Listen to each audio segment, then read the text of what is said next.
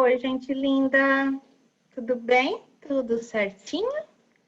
Vamos lá para a nossa aula de português. Trouxe mais releitura aqui. Olha que coisa mais linda, gente. Parabéns, Álvaro. Que releitura linda que você fez. O grito. Pois você vai me falar. Estou achando que isso daqui está parecendo ou um jacaré, ou um dinossauro, alguma coisa assim. Depois você vai me falar o que que é. Mas gostei muito, ficou bem caprichado, deu trabalho, hein? Tem bastante detalhes aí, né? Olha qual que eu trouxe para ficar perto da sua. O Pikachu, gente. O grito dele. Ficou legal, né? Parabéns, viu, Álvaro? Adorei. Aqui, eu vou pôr o que o Breno me mandou, né? Não sei se ele quis falar que ele gostou dessa releitura aqui do Coringa, né? O Batman ali atrás. Então, você me mandou essa e eu coloquei essa, tá bom, Breno? E também, olha só, qual que eu coloquei pertinho da sua. Legal, né? Do Super-Homem, gente. Bem legal, né? Ah, tem uma mais legal do que a outra. É isso aí, parabéns para vocês dois, tá bom? Aqui a gente corrigiu uma lição de casa, né, na nossa live. Então, para quem não conseguiu assistir a live, eu vou colocar a correção aqui. Página 120, lição de casa 7. Ruth Rocha, autora do texto A Coisa, que você leu em aula, escreveu outros livros para falar de alguns medos bem comuns. Leia a reportagem ao lado e complete os espaços do quadro com as palavras divididas em duas partes. Uma parte vai ficar na linha de cima, a outra parte vai ficar na linha de baixo, tá bom? Então, a gente vai usar essas palavras que estão aqui, ó, tá? Conforme eu for usando, eu já vou pôr um xizinho para falar, ó, essa eu já usei. Então, aqui, ó, tem gente que tem medo de trovão. Como aqui tem um ponto final, gente, vai começar uma outra frase, tá? Então, é com letra maiúscula. Início de frase com letra maiúscula. Outros. Como essa palavra só tem duas sílabas, outros. É claro que a primeira sílaba fica em cima, a segunda sílaba fica na linha de baixo, tá? Só tem essa forma de separar essa palavra. Outros. Outros temem ao ver lagartixa. Há quem não suporte injeção. E quem não consiga ficar no escuro com pavor de monstro ou vampiro. Vampiro dá para fazer de duas formas. Eu posso fazer van e o piro lá na outra linha. Ou eu posso fazer como eu fiz aqui, ó. Vampi e urô na linha de baixo, tá? O medo de um não é igual ao medo de outro. Mas uma coisa a gente sabe. Todo mundo, gente, essa palavrinha tem duas sílabas. Então, só tem uma forma de separar ela em duas partes. Mundo. Essa é a única forma, tá? Todo mundo teme alguma coisa. Ruth Rocha, que fez uma série de livros sobre o tema, diz que não tem medo. E Mariana Massarani, que ilustra a série, deixou-a mais bonita e mais divertida. Ruth Rocha, que fez uma série de livros sobre o tema, diz que tem medo. Mariana Massarani, que ilustra a série, deixou-a mais bonita e mais divertida. Dá gosto descobrir cada detalhe de seu, já que ela é ilustradora, né? De seu desenho. A palavra desenho dá para separar assim, ó, de e o zenho fica lá na outra linha, mas também dá para separar de e o nho fica na linha de baixo, tá? Cada detalhe de seu desenho, especialmente no livro Quem Tem Medo de Quê? E eu fico aqui só com medo que um dia elas parem de escrever, a Ruth Rocha, que é escritora, né? Ela é autora de livros, e a Mariana, que é ilustradora. Então, que elas parem de escrever e de ilustrar. Ilustrar dá para deixar ilus e o trar na linha de baixo, mas também dá para deixar o i sozinho, que é uma sílaba, e o lustrar na linha de baixo, tá? Então, vocês, para quem não participou da live, pode corrigir, põe autocorreção e põe o certinho. Agora, na página 39, a gente vai aprender um pouquinho mais sobre a nossa língua, como que é a pontuação, né? Os sinais de pontuação. Releia o título da história que você acabou de ler, né? Que a gente leu em outra aula. O título é A Coisa. Nele, a autora usou um sinal de pontuação chamado reticências. São esses 3 pontinhos aqui. Certamente, ela não escolheu esse sinal, né, as reticências, por acaso, já que ela poderia ter utilizado outros sinais.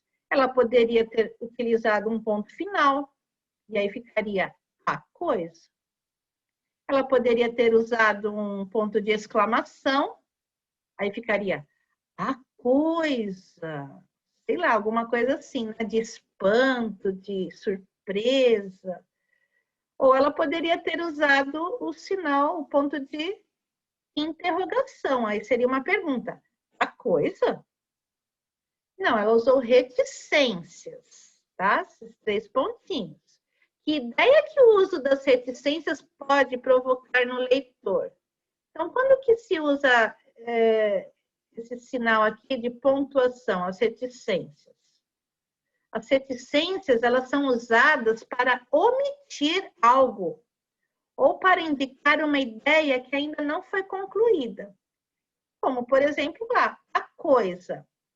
Ainda não foi falado para a gente, né? Só de ler o título, a gente ainda não sabia que coisa que era essa. Então, essa ideia ainda não tinha sido assim finalizada, não tinha sido concluída ainda. A gente ia ter que saber, né? Conforme a gente fosse lendo o texto.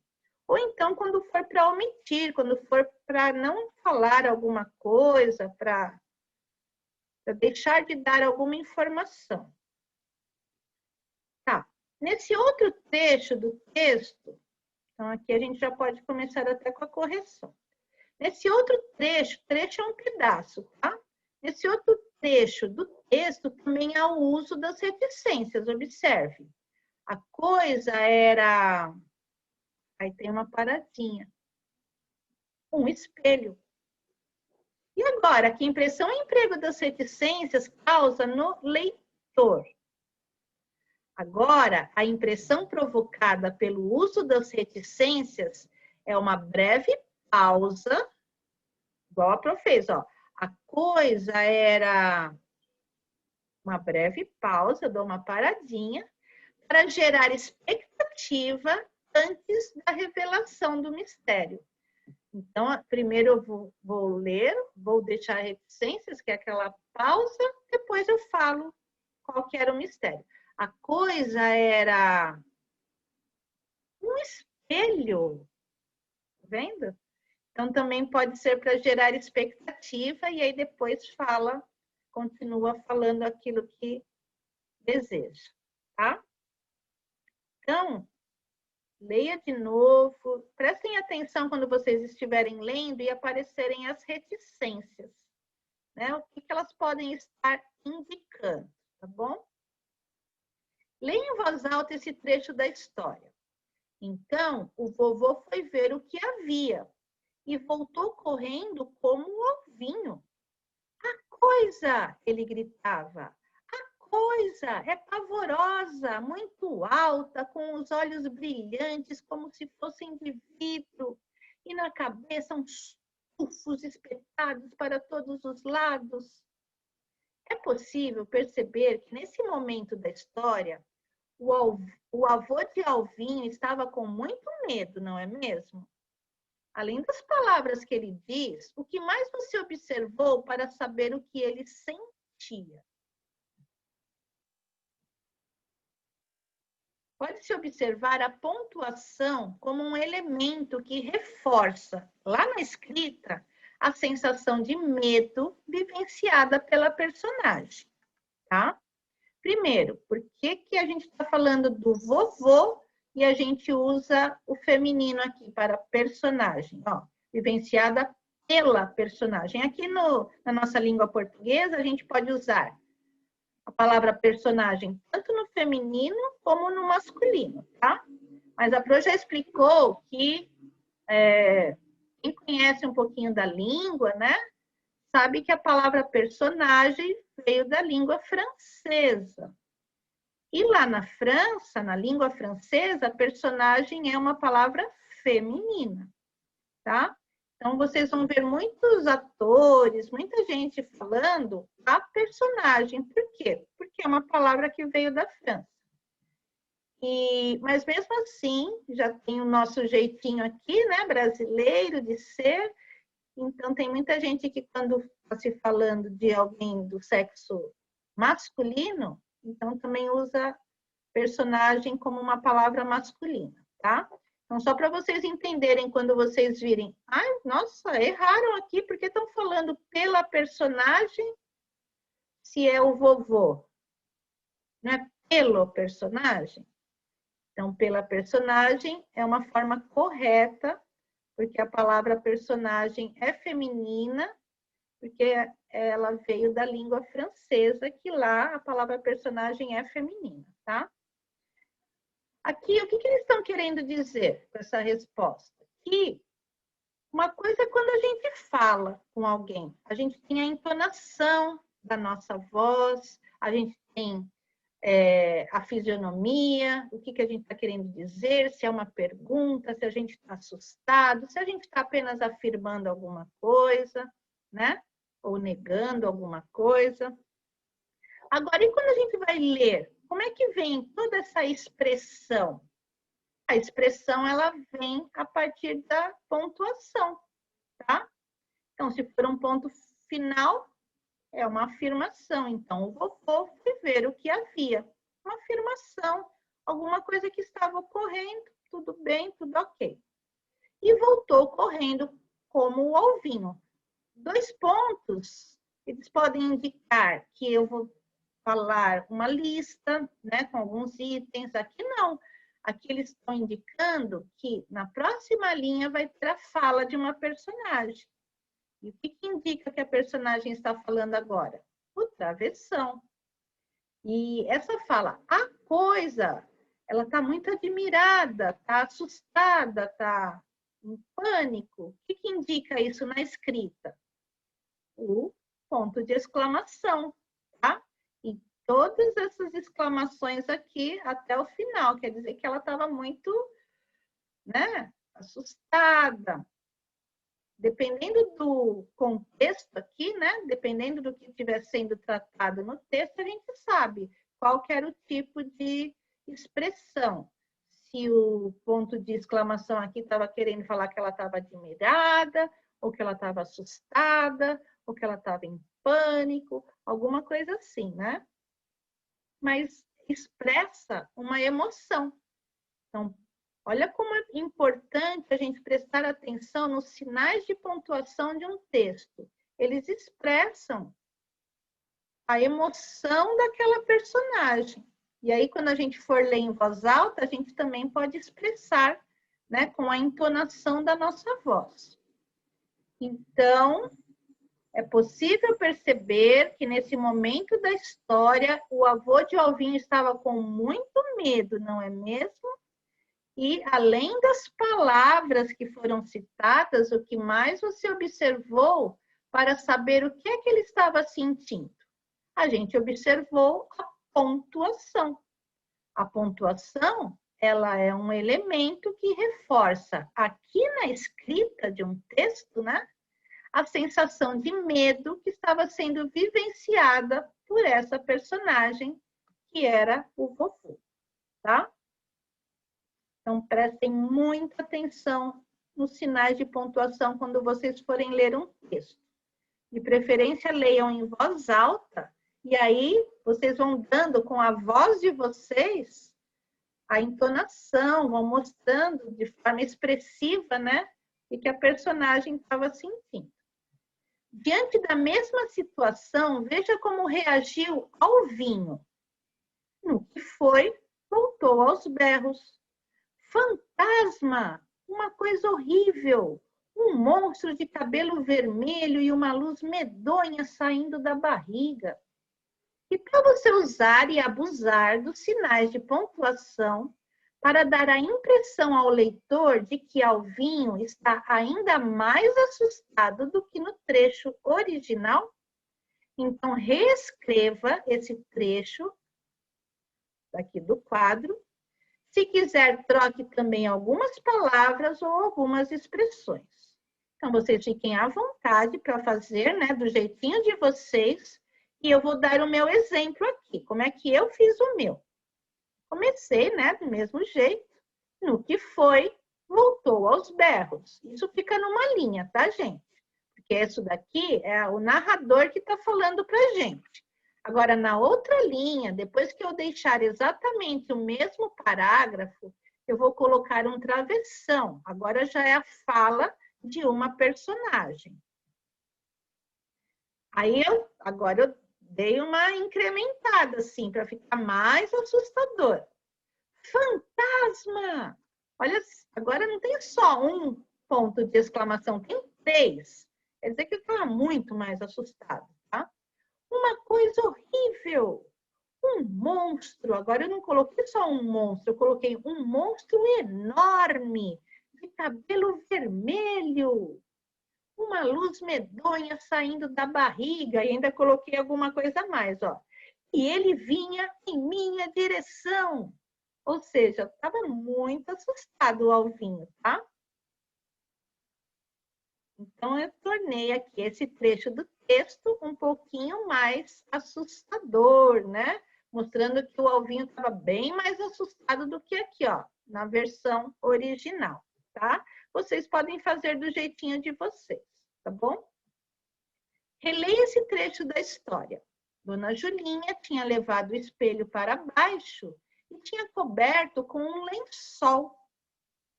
E aí, abre parênteses. Dentro do parênteses, está vindo uma explicação do que foi falado aqui, ó. Dona Julinha não tinha medo de fantasmas, mas tinha medo de raios. Olha que reticências, né? Porque poderia ainda continuar falando, ainda não está concluída aí a ideia. E aí fechou parênteses. Agora eles querem saber qual que é a função dos parênteses nesse trecho aí. Será que é enumerar uma lista de itens enumerar uma relação de itens numa lista? Porque quem tem essa função não são os parênteses, né, gente? Quem tem essa função de enumerar tem os 2 pontos, e aí depois dos 2 pontos pode vir uma listinha aí, uma relação com itens, tá? Então, não é essa a resposta certa. Não é essa a função dos parênteses. Essa daí é a função dos 2 pontos. Será que é explicar melhor a informação que foi dada anteriormente? Ou será que é indicar a fala de Dona Julinha? Quem indica a fala também são os 2 pontos, tá? Indica que uma personagem vai falar. A resposta certa é essa. Os parênteses, a função deles é explicar melhor a informação que foi dada anteriormente. Então, foi falado, a Dona Julinha, ela tinha levado mesmo lá para o porão um espelho e tinha coberto esse espelho com lençol. Aí foi explicar por que ela cobriu, por que ela levou o espelho e cobriu com lençol. Aí foi dada uma explicação, ó, do que foi falado anteriormente. A Dona Julinha, ela não tinha medo de fantasmas, mas ela tinha medo de raios, né? Porque ela ouvia falar que o espelho atrai raios quando está chovendo forte, que tem trovão, raios, né? Então, ela resolveu cobrir o espelho com lençol. Daí é uma coisa bem antiga, né? Que os antigos faziam muito isso. pessoas mais velhas faziam muito isso. Então, a função dos parênteses nesse trecho aqui é explicar melhor a informação dada anteriormente, tá? Na página 41, o texto a seguir, além de arrepiante, propõe um super desafio. Você será o responsável pela pontuação da história. Isso quer dizer que você é quem vai provocar as emoções no leitor. Porque não são os sinais de pontuação que deixam o texto assim com expressão, que a gente sabe se o leitor está triste, se ele está feliz, se ele está gritando. Além das palavras, também tem os sinais, né? Primeiro faça uma leitura do texto todo para conhecer a história. Somente depois complete os quadradinhos com os sinais de pontuação que escolher. Vamos lá. Então, primeiro eu vou ler o texto para vocês. Encurtando o caminho. Essa história está num livro da Ângela Lago, um livro dela que se chama 7 Histórias para Sacudir o Esqueleto. E é da editora Companhia das Letrinhas, tá? Tia Maria, quando era criança, um dia se atrasou na saída da escola e na hora em que foi voltar para casa já começava a escurecer. Viu uma outra menina passando pelo cemitério e resolveu cortar caminho, fazendo o mesmo trajeto que ela. Tratou de apressar o passo até alcançá-la e se explicou. Andar sozinha no cemitério me dá um frio na barriga. Será que você se importa se nós formos juntas? Claro que não. Eu entendo você, respondeu a outra. Quando eu estava viva, eu sentia exatamente a mesma coisa. Ai, meu Deus, era uma alma penada, gente. Ai, meu Deus do céu. Entenderam a história? A menina se atrasou, ela estudava à tarde. Se atrasou para sair da escola, já tinha escurecido. Aí ela falou, ai, deixa eu chegar mais rápido na minha casa, deixa eu cortar caminho. Aí a escola era perto de um cemitério, e ela viu lá dentro do cemitério uma menina andando. Ela falou, vou alcançar essa menina e a gente atravessa rapidinho, porque tem um outro portão, né? Em vez de ficar andando pela rua, ia ser mais demorado, eu vou cortar caminho. Eu entro por um portão aqui do cemitério, corto o caminho, saio pelo outro portão, já estou pertinho de casa. Aí ela falou, deixa eu alcançar essa menina, né? Que aí a gente, uma faz companhia para a outra, nenhuma fica com medo. Aí ela falou para a menina, olha, eu tenho medo, assim, de andar sozinha no cemitério. Eu posso andar junto com você, né? A gente atravessa o caminho juntos. Ela falou, pode, claro que pode. Eu até entendo esse seu medo, porque quando eu era viva, eu também tinha esse mesmo medo. Ou seja, ela já não era mais uma pessoa viva, né? Ela já tinha morrido. Mas isso também é brincadeira, tá, gente? Não vão achar que isso é verdade. Então, agora eu vou ler usando sinais. Na minha opinião, como é que poderia ficar? Vocês podem ter outra opinião, tá bom? Como é que eu vou deixar esse texto com expressão, né? Tia Maria, quando era criança, um dia se atrasou na saída da escola e na hora em que foi voltar para casa, já começava a escurecer. Estou afirmando uma coisa que aconteceu, normal, ponto final. Viu uma outra menina passando pelo cemitério e resolveu cortar caminho, fazendo o mesmo trajeto que ela. Estou só contando um fato, tá? Normal, ponto final. Tratou de apressar o passo até alcançá-la e se explicou. Então, agora, os 2 pontos, o que eles indicam? Na próxima linha, vai ter a fala de uma personagem. E como é que eu sei que uma personagem está falando? Porque tem um travessão na frente. O travessão indica a fala de uma personagem. E aí, a a tia Maria, quando ela era criança, né? Ela falou, andar sozinha no cemitério me dá um frio na barriga.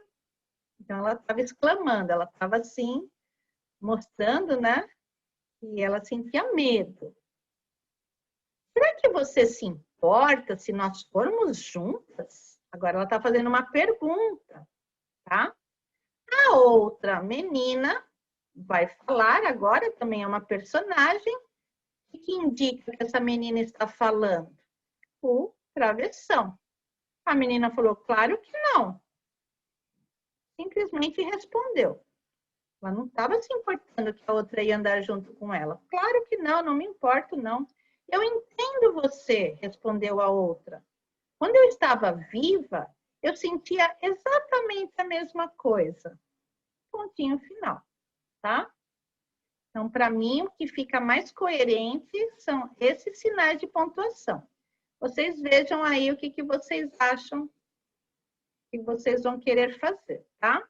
Para dar assim, deixar essa... provocar a emoção no leitor desse trecho aí. Que medo, né? Ai, gente, mas a gente tem que saber que isso não existe, tá? É coisa da nossa imaginação. Então, vamos lá. Mas tem gente que acredita também, a gente tem que respeitar, tá bom? Cruzes, que medo! Desenha o que você acha que a menina fez, a menina viva, tá, gente? Logo depois dessa revelação. Utilize um balão de fala para registrar a fala da personagem. Então, agora vocês vão desenhar a menina que tinha se encontrado ali com uma alma ali, né? E vão escrever o que será que ela falou nessa hora, quando houve a revelação. E vão fazer ela também, né? Vão fazer uma cena. O que você acha que aconteceu depois que a outra menina aqui já estava morta, falou para ela, tudo bem, quando eu estava viva eu também sentia isso. O que a Viva sentiu, gente? O que aconteceu? Vocês vão terminar essa cena, tá? Agora na 42, criando histórias de suspense. Ler e ouvir histórias arrepiantes pode deixar o leitor com o coração acelerado, os olhos arregalados, a palma das mãos suada. Mas você já parou para pensar como o autor cria esse clima todo, né? No texto dele, para deixar o leitor tão envolvido na história? Então, é o que faremos agora. Para começar, assinale qual das expressões a seguir, né, é mais comum encontrar no início de um conto de mistério. Será que quando começa uma história assim de mistério, será que ela começa assim, ó? Perto de uma grande floresta vivia um pobre lenhador com sua mulher e os 2 filhos. Esse daí é de mistério, a gente já leu essa historinha, né? Que é a historinha de João e Maria. Não, não é de mistério. Ou será que começa assim, um conto de mistério, que vai ter alguma coisa apavorante, né? Num belo dia de inverno, as formigas estavam tendo o maior trabalho para secar suas reservas de trigo. Isso daí a gente lembra, é uma fábula, né, gente? A cigarra e a formiga, não é um conto de mistério. Ou será que ele começa assim? Era meia-noite. A lua cheia iluminava a rua deserta, onde ficava aquela velha casa abandonada. É assim que começa, né, gente? Um conto de mistério.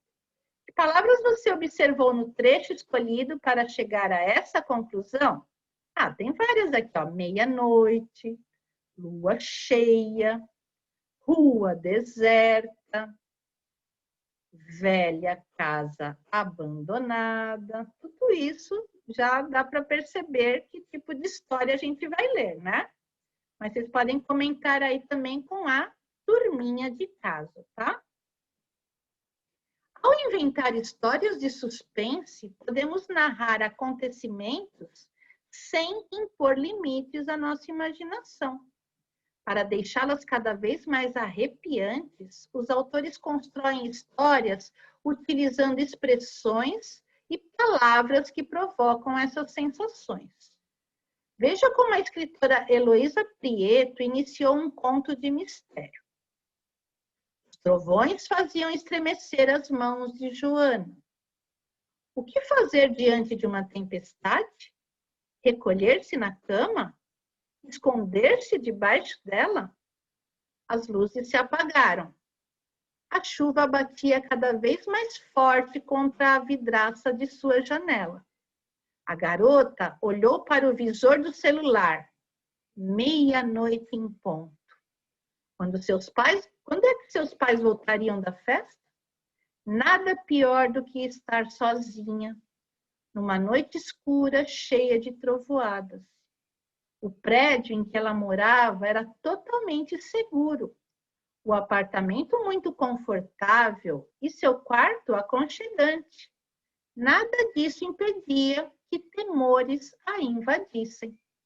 Um raio iluminou o quarto e seu reflexo desfigurou o bichinho de pelúcia que Joana guardava desde bem pequenina. O brinquedo mais parecia um monstro, agora, naquele momento. Os vidros da janela produziam ruídos e o vento uivava, eriçando os pelos da nuca da menina. Repentinamente, uma batida forte. Seria alguém na janela? No 7º andar? Impossível, ela pensou. A menos que fosse uma criatura extraordinária. Um vampiro? Será que eles existem no final? Uau, que medo! Legal, né? Esse trecho aí de uma história de mistérios. Localize e pinte passagens do texto que contribuíram para que se criasse o clima de suspense da história, né? Porque a gente não sabe o que vai acontecer, né? A menininha está sozinha em casa, os pais foram para uma festa, deixaram ela sozinha. Chegou uma hora ali que ela começou a ficar com medo, tá? E aí qualquer barulhinho que ela ouvia, e ainda começou a chover, né? Aí qualquer barulhinho que ela ouvia barulho de trovão, aí ela via raio, aí ela começou a ficar cada vez mais assustada. Então, essas partes que estão coloridas são algumas partes que contribuem aí para que essa história crie um clima de suspense, né?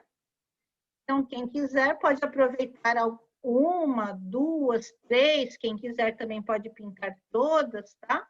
Então, coloquei aqui, ó, alguns exemplos. Os trovões faziam estremecer as mãos de Joana, uma tempestade, recolher-se na cama, esconder-se debaixo dela, a chuva batia cada vez mais forte, quando seus pais voltariam da festa, estar sozinha, trovoadas, raio, temores, o brinquedo mais parecia um monstro, o vento uivava, eriçando, né? Levantando os pelinhos, mas era aqui da nuca.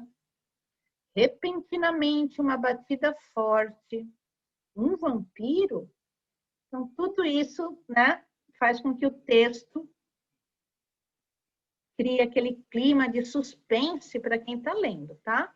Então, vocês vão escolher aí algumas expressões aí que foram usadas para criar esse clima de suspense. Reproduzimos um trecho do texto de Heloísa. Veja, os vidros da janela produziam ruídos e o vento uivava, eriçando os pelos da nuca da menina. Você acredita que se a autora tivesse escrito apenas que os vidros da janela produziam ruídos, só isso, a sensação provocada no leitor seria a mesma que aqui, ó, produziam ruídos e o vento uivava, eriçando os pelos. Aí já é outra coisa, né, gente? Já fica assim, um clima mesmo de tensão, né?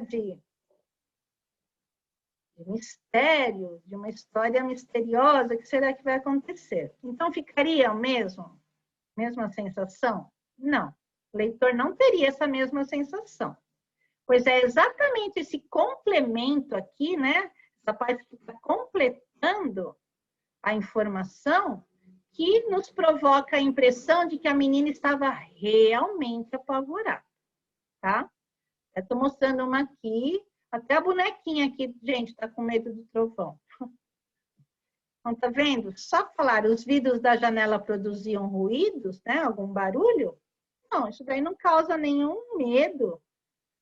Agora, os vidros da janela produziam ruídos e o vento uivava, eriçando os pelos da nuca da menina, né? Olha como já ficou mais completo, né? A gente já forma isso na nossa cabeça, né? O leitor já vai formando toda essa cena de mistério, né?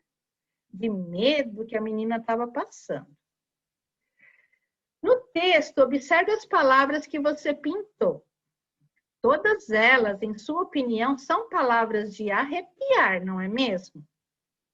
Pois agora, com a participação de toda a turma, você vai ampliar, você vai aumentar esse banco de palavras. Então, aqui a gente está pedindo para vocês, assim, conversarem aí em casa com alguém e falarem outras palavras, ou vocês mesmos, né? Algumas outras palavras que também seriam palavras de arrepiar. Eu coloquei algumas aqui do texto que nós lemos, tá? Vocês podem colocar essas e podem colocar muitas outras, tá bom? Podem conversar também aí com as pessoas de casa e ampliar esta lista com palavras arrepiantes. Então, as que apareceram no texto: trovão, monstro, trovoadas, estremecer, assombração, acho que não apareceu, eu que coloquei, raio, vento, vampiro, temores, tempestade, tá? Eu coloquei a mais aqui só assombração. Então, essas são as que apareceram no texto. Vocês podem colocar essas e podem colocar outras que vocês também acham que são palavras de arrepiar, tá bom? Então, é isso, gente. Por hoje é isso, tá? Se dediquem bastante, caprichem em tudo, façam tudo com qualidade. A calma, ela é muito amiga do capricho, tá? Não tenham pressa para fazer as coisas. Façam tudo com qualidade. Tchau, pessoal. Um beijo bem grande da Pro. Bye, bye.